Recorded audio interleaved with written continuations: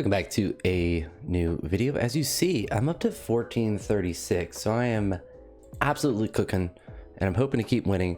Maybe I can get, well, will depend on the rating, but get close to 1450. Excuse me.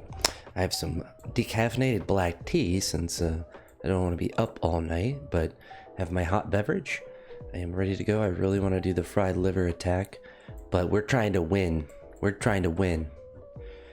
Can't just fry liver your whole life, even though it's objectively super fun. But black tea is super hot. All right, so this is all pretty routine. I'm gonna go here, threaten there. That works. I'll accept that trade.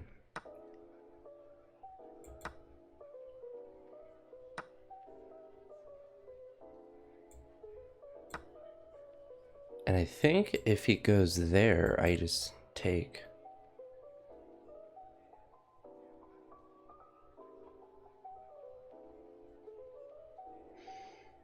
I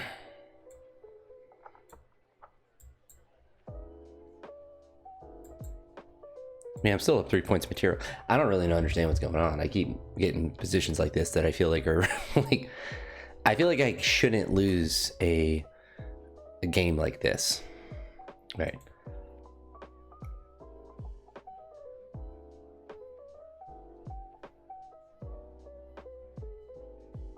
Oh, he just what is going on?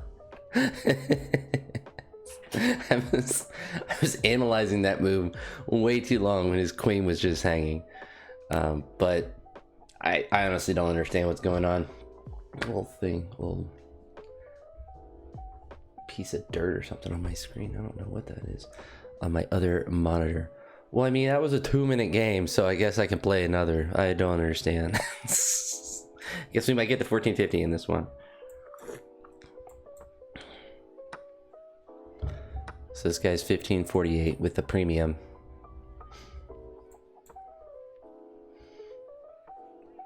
I really shouldn't, like, I don't understand what happened to that last guy. He's just having a little bit too much Christmas cheer or something.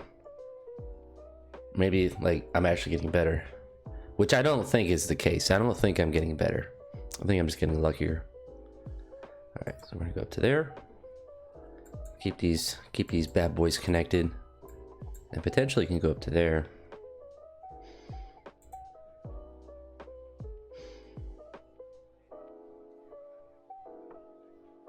Go up to here actually, and then attack that way.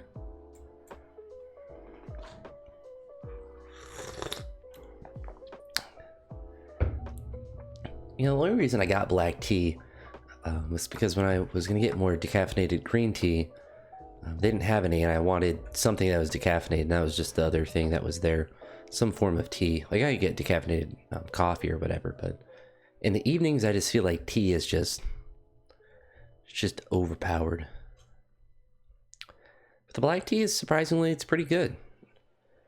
I think the last time I drank tea a lot was when I was in college, and it wasn't really like I was obsessed with it or anything. It was available. When you kind of have an unlimited meal plan, you kind of just have whatever. But I remember tea in the evenings. That was something I did sometimes. Because they had, what do they call it? It was like a 10 o'clock snack. So if you, well, I mean, anyone could if you wanted to pay for it or whatever. But because I always had the unlimited meal plan, you could go into it. And it was like a social thing too. So you go in and get cereal or ice cream, or they would have some sort of, food. Sometimes it'd be tater tots or something. Just some sort of like late night snack. Which was perfect for a growing boy like myself that was trying to get the 200 pounds, and also obviously get the value of your unlimited meal plan, which is also good to do. So if I go up to there, you can't take here because I'm good here. You can take there and we take back. So we're just vibing. I feel like, I mean, this position feels pretty even, so I don't think either one of us have a terribly big advantage right now. Unless I just blundered something, but it doesn't feel major right now. So we keep it there. Not really doing anything threatening there, but at least it's just a thought.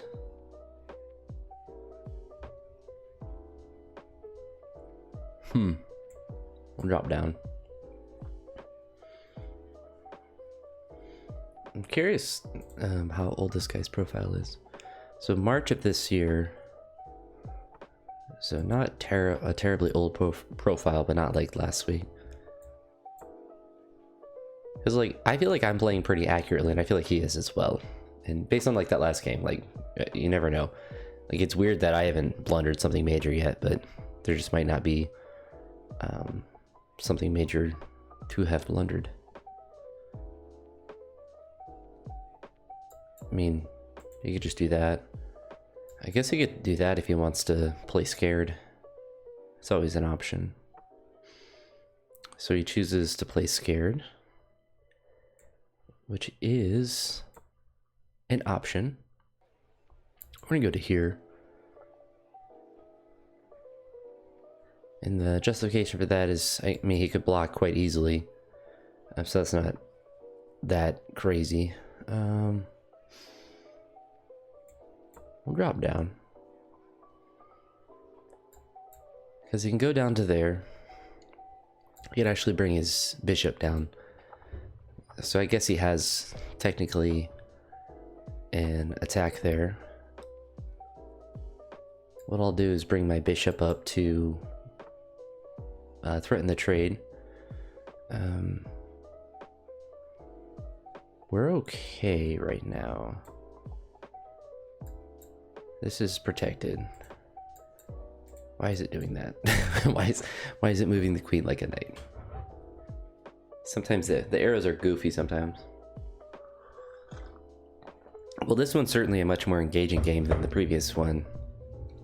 That is for sure. So we're gonna drop one space down to here. So he could really go back. It wouldn't really be a good move for him, or bad. It would just be basically playing for a draw. But what I would like to do is move not all the way down to there, probably just move to there. That's a very strange move. So then I'm going to do this. I might move that pawn up.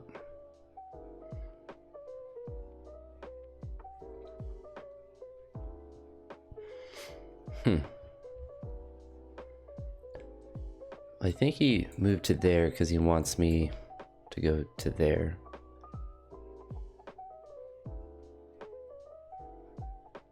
Which actually I'm not even opposed to, because he goes there, takes there.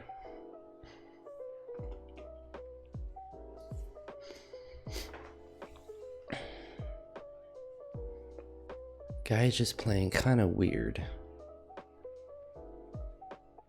I'm actually gonna move. I'm gonna push some P and see what happens. Let's push here so he can go over to there.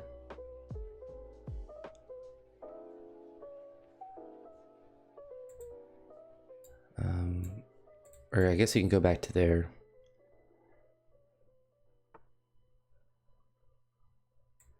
So now I can actually attack here. So I might lose his pawn. It's a risky maneuver. But I'm trying to make something happen. This pawn he can take. But it would probably be a blunder for him to take it.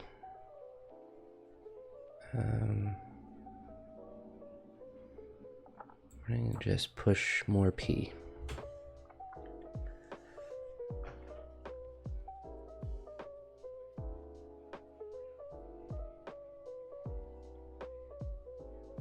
So potentially could move my rook over to there.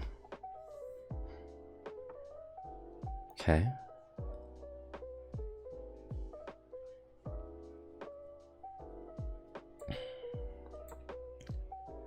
Still okay.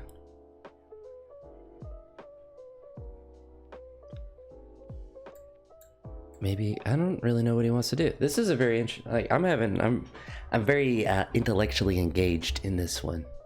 Previous one was just goofy, but this one, I'm having to think. Man, I got a pawn way up on the board, which is interesting.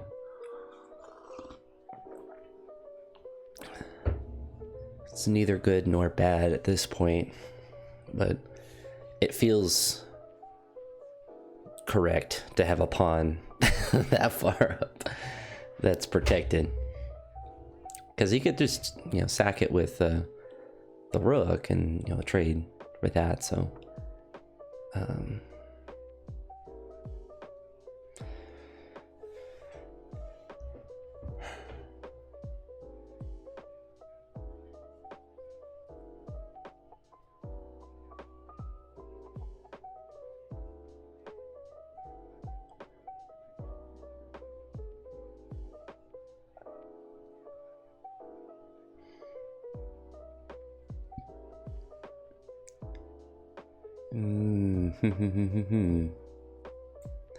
We're gonna go back to there.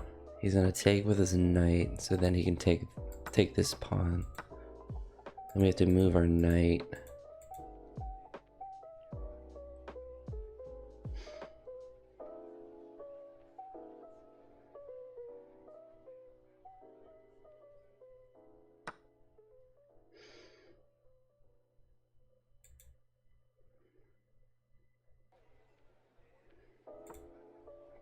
So we drop down there. So we end up losing that pawn, 2 pawns. We can threaten this pawn here. He can protect with the king or the queen. Probably just opt to protect with the queen.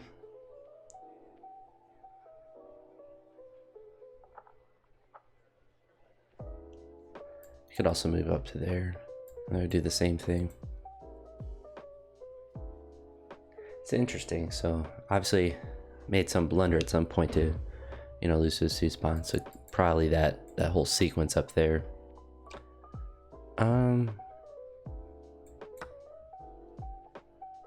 That's just a free pawn. Yeah. So that was honestly pretty nice of him to do.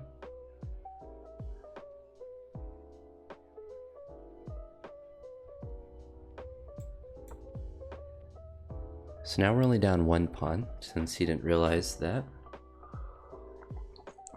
Oh, almost teabagged myself.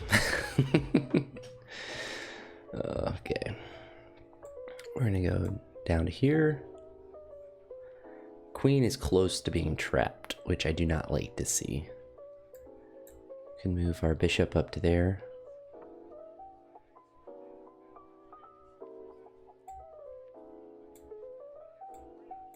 Which we'll go ahead and do. So even with the trade here, and we take back, our knight's still protected. We do have to pay attention to that to make sure that that piece doesn't disappear. So it could, in theory,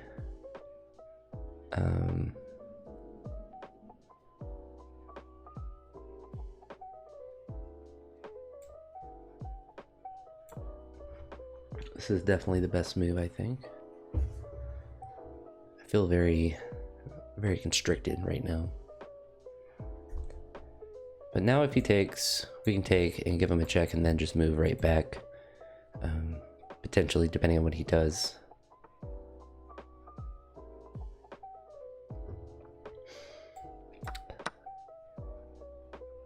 So then we can give a check here.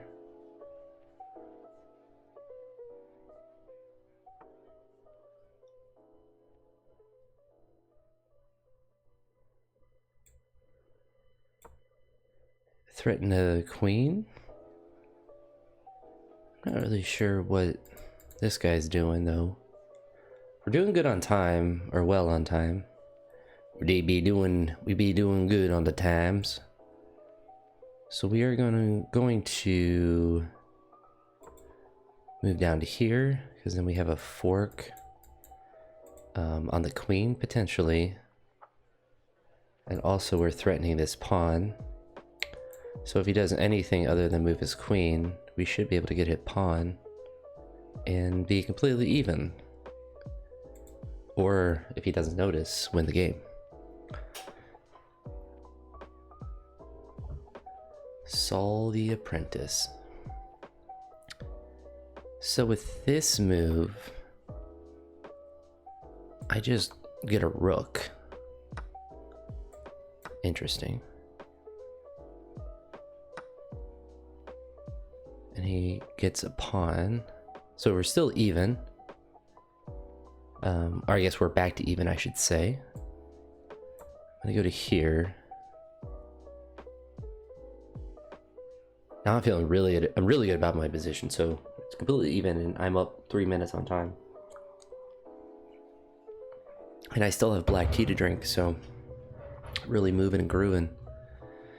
The idea of moving here, obviously to threaten that piece, but then to threaten the pawn that's up there. He could simply just move back, and that would protect that piece there. He decides to give up the pawn.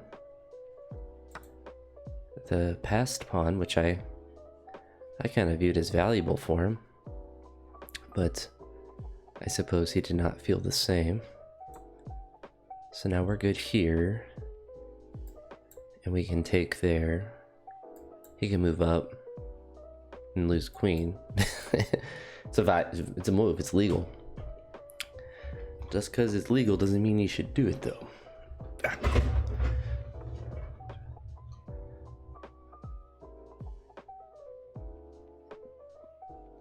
Alright, so we're good here. So now he's kind of panicking, I would imagine.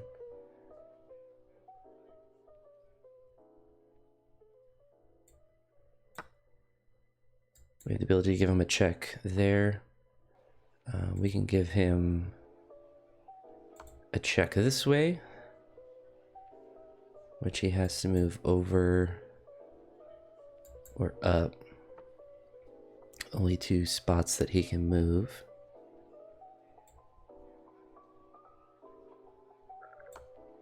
So now he has to move down to there.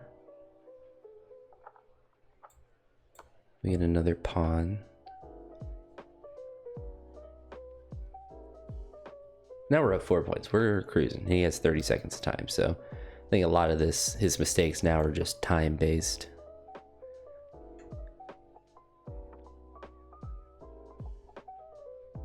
And we could just keep giving him checks. We did have the ability to give him a check there to trade off the queens, which for me at this point is good when you're up all this material. We'll just keep going over though. Yeah, so he just resigns. So it's actually, oh, it's mate in 5. So let's see if we can find it. So his only move is to go over, and mine's mate in 4. Then he has to go over, and then, oh, that's not actually correct. Mate in 35. Oh, it's this move. No? Alright, it's mate in 4.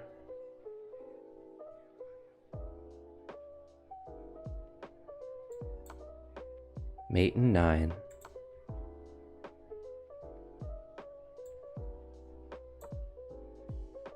Then he has mate in 3. So I have mate in 4. You know what it is? Wait.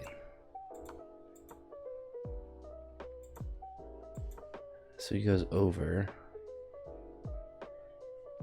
I just don't know what, like there it goes back to mate in, or 10, mate in 22.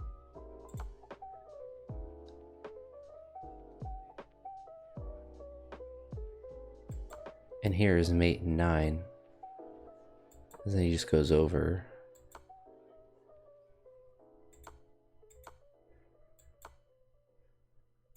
Is it just to do this instead? I'm dumb.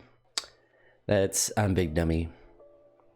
So that's to go over, and then to there. He can go back to there, and he goes to there, and then boom. Okay. I am a certified buffoon, but we are at 1454, so our journey to 1500 is going much better than our journey to 1400. So another dub, another win, and yeah. Hope everyone had a good Christmas, and I'll talk to you all in the next one. Peace.